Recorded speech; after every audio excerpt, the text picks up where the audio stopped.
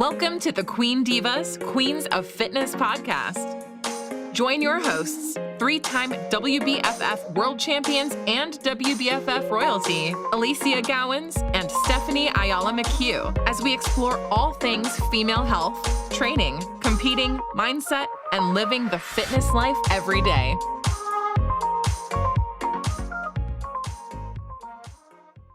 Welcome back to our second episode for 2022, where Steph and I are coming on today to talk a little bit about how we can build the best immune system possible, especially when we're in the thick of this era. Exactly. What feels like a never-ending era of illness and oh my God. COVID 1, COVID 2, COVID 3, the flu. Oh my God. I feel like by the time we're done, we're going to have gone through the whole Greek alphabet because they're named after the Greek alphabet. So it's like, what's going to come next, right? It is what is in the air. We don't know. Like there really is nothing we can anticipate or no, well, actually we can anticipate it, but we don't even know where we're going to catch. So it depends on your immunity, your immune system, and how strong, your immune system is. Remember, I got COVID and I got it really bad when I got it, and I had a pretty good immune system, but because I was in a lower part of my immune system coming out of a show, I was a bit compromised and I still catched it. So we're going to be coming over a few vitamins, natural remedies, things to make sure that you are staying healthy and taking care of your immune system to prevent yourself from getting sick or anything. I think at any point in time, people should be focused on having, a quality and functioning immune system, right? Because it's completely essential on so many levels. And if you are an athlete, one of the biggest things that's going to take you out of your sport, no matter whether it's a stage or not, and it's a team sport, it's going to be two things. It's going to be illness and injury. Now, you're going to be far more susceptible to either of those things if you are immunosuppressed or compromised and you are not doing the things proactively that can ensure you have a level of resilience, right? Now, this isn't just a conversation about COVID, whilst that might be the hot topic and the thing that, is spreading faster than, I don't know, air these days. It's just literally about staying as healthy as you can all year round from anything, from our basic flu to, colds to, chest infections to bacterial and viral infections, to anything that you can pick up, right? This is a conversation on the ways that you can literally support yourself internally and externally. And you know what the number one thing I would say is, which I'm thankful to COVID for to a big degree, is hygiene. For sure. People's hygiene in general is so much better in even all the places, everywhere you go, man, they sanitize your feet, they sanitize, which I'm like, I still don't understand.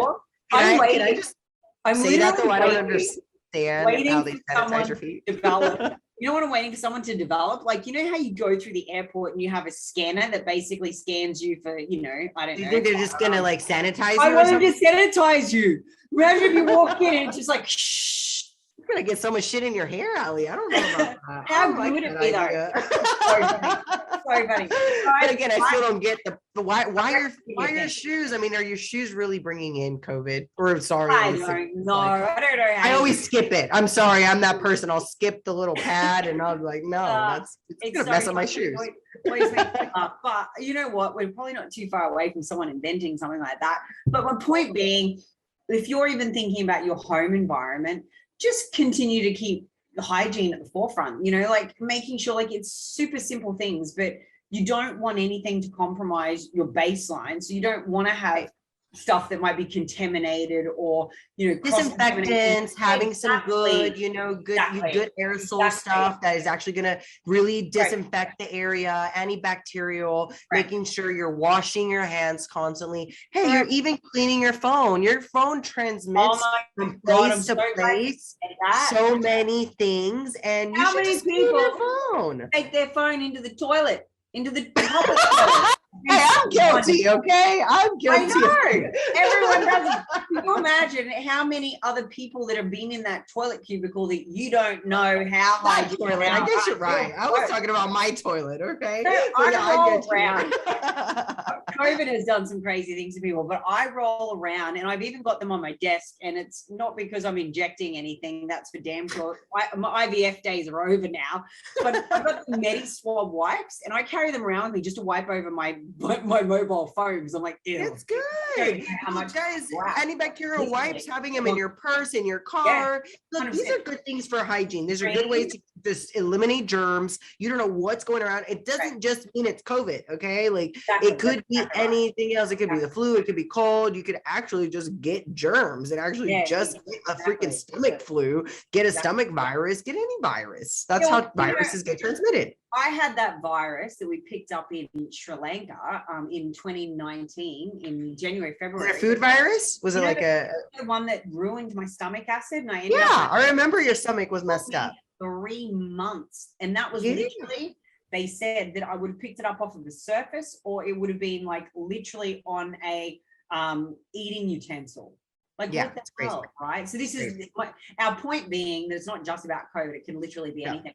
And it might hit you in a way that you're not even really aware is possible. Like for me, I didn't know that I could do that. I could consume that and then have stomach acid issues, which lead to all these other things with my gut health. Well, we don't realize about the phone, Allie, just like you said, because it could be a fork, it could be anything like that you use day to day, but your 100%. Phone, you use more than anything. You put it in every place. You put it on your face. You touch it with your fingers. Then your fingers go to your face. It is actually probably the easiest way to transmit germs, just generally. So if we're talking about germs, just again, it's gonna have, if you do it with the green light, it's gonna have the most out of everything. So I'm grabbing a Medi-Swab because talking about it's grossing me out. So while she leaves, we're actually going to be talking about. I have my Medi-Swab. We're going to be talking about some vitamins too, that to help your immune system. I think it's very important to be on a good regimen. We're usually vitamin deficient 100%. And we neglect just regular vitamins that should be abundance in our immune system, like vitamin C, vitamin D, vitamin A. Come on, these are just basic vitamins, okay? We got vitamin, obviously B, like you just said, and we have zinc. And then I just love throwing into the mix of this, and this is just something I do on a daily basis, is making sure I do have an anti-inflammatory, antioxidant that's very high and potent into my, stack. And that's gonna be turmeric for me. For me, I know you guys have heard me talk about turmeric before, and it's just gonna be one of my go-tos for everything, inflammation, bloat, as well as joint support. And again, an antioxidant that's going to help toxins get rid of my body, so I personally love doing that stack. What other vitamins do you take just for immune boosting, Allie? Look, vitamin C is a must have, but for sure. If you're if you're not in a deficit, people, which look, when you're in a deficit, that's actually when you're the most compromised, because for sure, you start getting into low levels of energy availability. The immune take it by my example. Right, exactly. The immune system is suppressed. You just can't fight a lot of the things you normally fight. But vitamin C can be taken in through citrus fruit, strawberries, all of your cruciferous vegetables. And if you're having enough of those in your day-to-day diet, you probably don't need to supplement. As you're coming into stage on a deficit, you probably most likely definitely will need to, because you won't be getting quite enough in, right? You need to be aware of and looking at your average intake and what are you eating. And this is where we've talked about in previous episodes. Diversity is important, and the spectrum of color in your vegetables is for this reason. You're going to hit your micronutrients. So it's hitting your C, your D, your E, your A, your K, like you're hitting all the ones really important. And for me, I'm like, have a look at what you're having first. If you're short, then definitely top it up. It's not something you need to overdose on, but you definitely need to have a sufficient level. Have more abundance in it. And I love that you had brought up, like, to get it in food form, because actually, a lot of people just think oranges are the best way to get in vitamin C, but I have actually a few other options for you guys to keep in mind. Like, for example, like doing just, 1 cup of pineapple is going to be more than what the orange is giving you. Going with a cup of broccoli as well is more. It's actually 81 milligrams versus the 79 the pineapple gave you. Bell pepper, you could do a half a pepper and get 137 milligrams of vitamin C. If you want to do kale, you could do 1 cup and get 80 milligrams of vitamin C. If you do 1 cup of strawberries, you'll get 89 milligrams of vitamin C. And with kiwi, 2 kiwis, you guys, you're going to get 137 milligrams. Okay. Like these are easy ways to implement vitamin C in your day-to-day and not have to think of actually taking a pill form. So just make sure you are getting some abundance of vitamin C, but make sure you're stacking that with some zinc, some, vitamin D, some K, some B, some E, some A. I mean, really all the letters are going to be essential, but the best one is going to be C,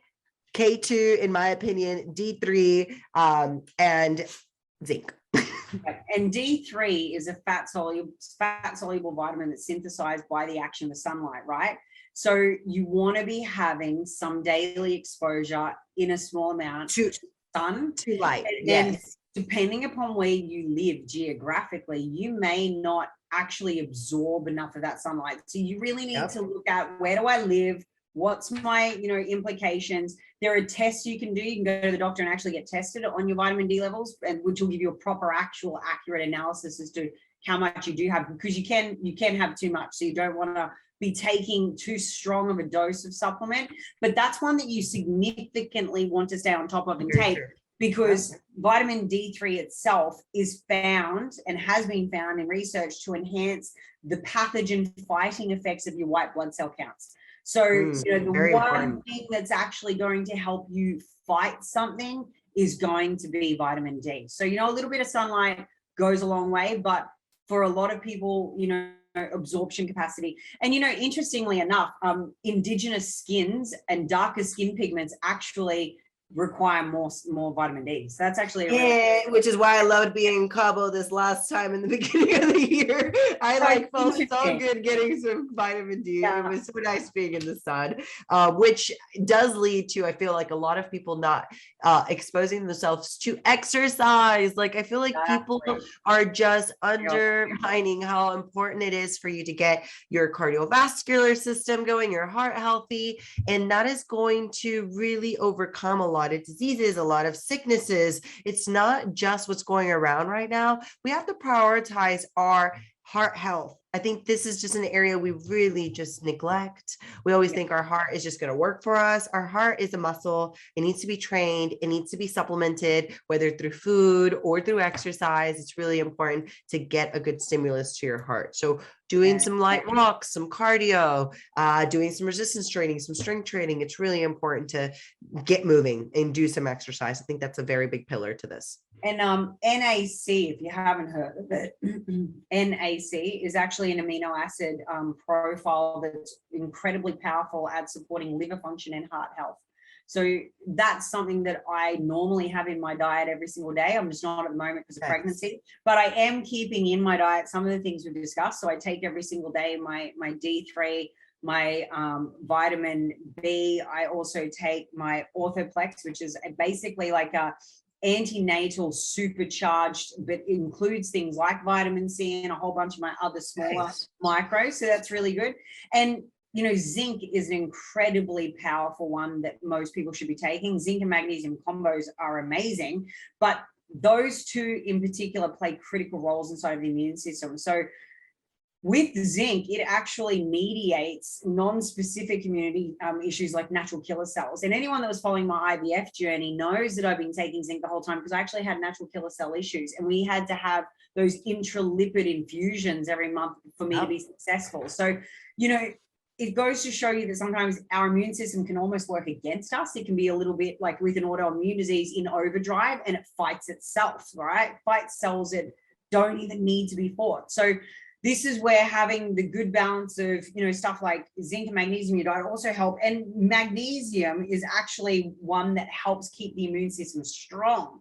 So it decreases inflammation and it helps support your cardiac and brain function. So again, when we're talking about heart health, this is another reason why you want to be having magnesium in your diet. I think you hit it with that one. And anyone that has maybe symptoms of COVID or is dealing with COVID at the moment, I know so many people right now, like, oh my God, I got so freaking overwhelmed with how many clients message me of this next wave of everywhere I'm the same. COVID that they got. But you know what? Like, what's the benefit of this is the fact that these aren't the symptoms that were with the previous, variants. I think that it's finally like the common cold. It's actually a really good, healthy thing to get this last strain. If you are getting it or you're dealing with it at the moment, it's going to be healthy for your immune system to get overcame with it and get those type of antibodies to, it's going to be around, guys. I mean, that's pretty much what this is going to be. It's going to stick around. So learning how to defend yourself against it and make sure you're, building immunity. And I think that one of the things, like you had said, cardiovascular support is actually really helpful right now, because especially it is our respiratory, it's our respiratory system that gets affected. Our heart, gets affected. We obviously start feeling a lot of other symptoms that we don't, everyone's so different. So it's not like the same for everyone, but quercetin is something that I would highly recommend for anyone that's dealing with it at the moment. So quercetin is actually going to be same thing, same proprietaries as what you were mentioning of the NAC. It's going to be, anti-inflammatory. It's going to really bring in some really good antioxidants into the system, detoxify the system from, toxins, and release a lot of those bad cells that are running around in our system. It's apparently actually been shown to be antiviral. So it's great. It's what I took when I was with COVID. Quercetin was one of the things I added in. And I also added in, and this is just for, anyone that's dealing with this type of extreme, symptom, and it may be COVID, or you're dealing with, respiratory problems or chest pain or any of that. I always get so stuck with this one, but I'm going to go with the acronym. It's ECGC, which is essentially going to be a green tea extract. It's really going to help. Same blend, like not blend, but same properties. It's going to give you anti-inflammatory response, antioxidants. It's going to detoxify the system from the toxins and bad cells. So I really highly recommend to add those in. Those are natural remedies. If you're not going to be able to get prescribed anything to overcome it, if you're not going to the doctor, and not getting actually over here in the States, I don't think you guys have them. I know I brought this up during my COVID episode. We have ivermectin and hydrochloroquine. Those are the prescription medicines that they have here in the States to be able to overcome it. But I know that's not assigned to everyone, even here in the States. Not everyone can get it. So it has to be, you have to have a severe case or have, a really bad, just bad case in general to get that. But the natural way, add in everything else we mentioned along with NAC, along with quercetin ECGC. We talked a lot about these things having, significant impact to our antioxidant levels, right? So for everyone listening to this, this is where our antioxidants have an effect by protecting the cells from oxidative damage. So this is stuff that protects us, okay? That it's antioxidants and antimicrobials that you want to have present. Now, you can eat these things, people. You can have a high dose of antioxidant-based foods in your diet. And it's really not hard. They're found in so many fruits and vegetables. So this is where, when we go back to our previous episode, I'm talking about having your 2 to 3 serves of fruit a day, and 3 serves of veggies. This is why it's recommended by the health authorities and why it's so important, because this is what protects you so many things. But this oxidative damage, from an excessive amount of free radicals, which we get faced with every single day, our environment, toxins that we're consuming, not just from a situation where there's potentially bacterial stuff going on. This is what we want to, and they interfere with your cell function, right? Actually, one more thing I'll add to this list is CoQ10, because as we age, even though the body, even though it's endogenously produced, it is decreased in levels as we age, and significantly so. And it is the most powerful element when it comes to helping generate energy in our cells. So good. And that's what fights the oxidative stress. So I would implement that on your daily, Ali, for sure, year round. Like, that's a great one year round. In my day to day, COVID, though, I always keep coming back to that, though, because if you're not taking CoQ10, quercetin is going to be your CoQ10. Okay. Like that's actually the same type of effects, but it's going to be during, obviously, when you're having quercetin is a healthy one to take, but you don't have to take it year round unless you actually have, issues with your heart or with your respiratory system. But with CoQ10, you can take that year round and be a healthy individual, you can get a really good compound, which is how I take mine, which is actually CoQ10 with DHEA and melatonin. And it's like the perfect blend. I take it, within half hour before I go to bed. And DHEA is really good. That's that and DIM, or anybody that's ever taken, or isn't taking it and isn't aware of that. These are different supplements. These aren't for immunity, guys, but they're great. Yeah, they're great supplements to consider. But overall, I think we kind of hit the side that we have to hit vegetables, because micronutrients is what I was going to say next. Besides exercise, the other pillar is going to be your micros, and that's going to come with getting your greens, your fruits, your fiber, your water, like all of this is so important. And that's how you're going to stay healthy. I know we've talked about the importance of having balance so many times in so many different episodes, but this is where it's never been more important, is when it's to boost your immune system. So making sure that you have a healthy, balanced diet that consists of plenty of plant-based and diverse plant-based, items, that you've got good carbohydrates, healthy fats, and great sources of high bioavailability protein, right? Yes. That's going to be key to this. Think about it like 2 to 3 serves of fruit a day, 3 to 5 serves of vegetables a day, a serving size being around that 150 for the fruit.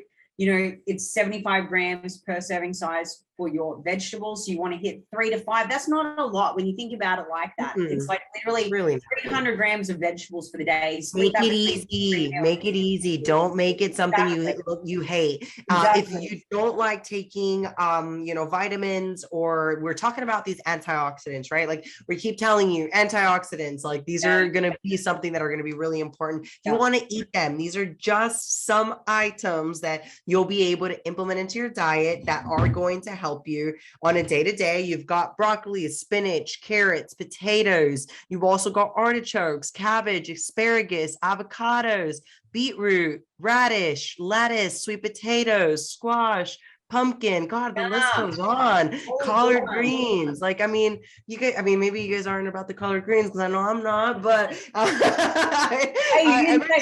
everything else you're fine, For me, I think that shows you the scope, and the list goes on of how many options we've got to choose from.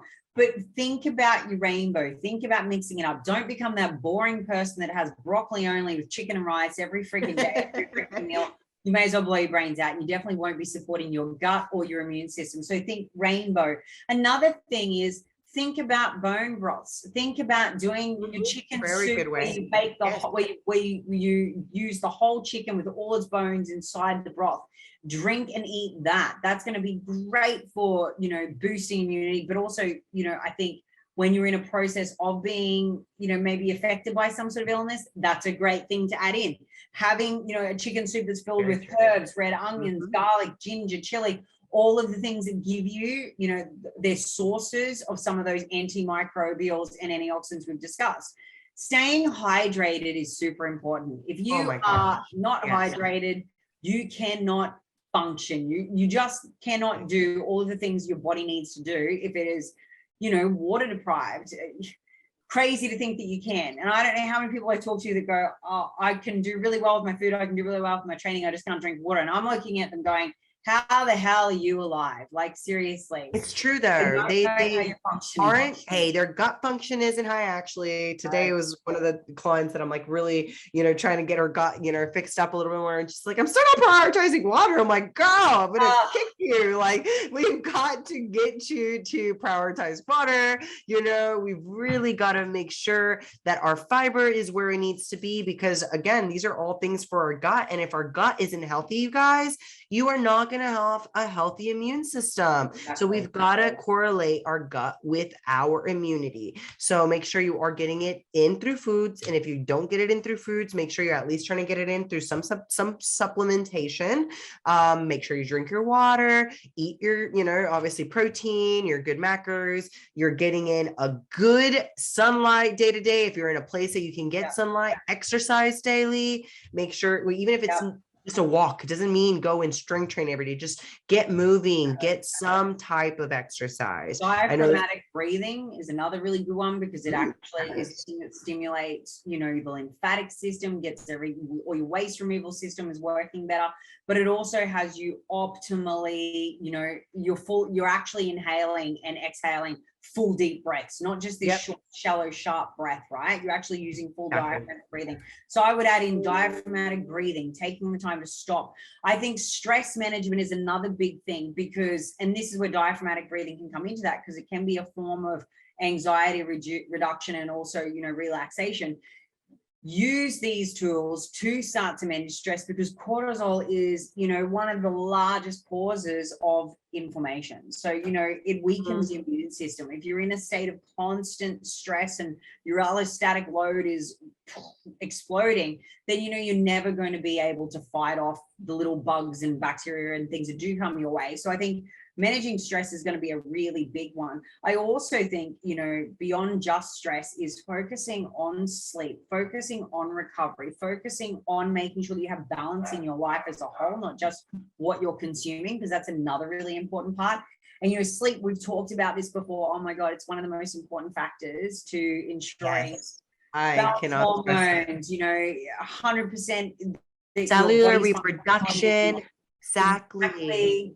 It literally, sleep should be like, it's one of the 5 pillars of health. It's got to be right up there with one of the top ones, and it's going to 100% support your immune, you know, resilience. So this is something that I think that we often forget. And then when we break it down, we come back to the household for one last minute.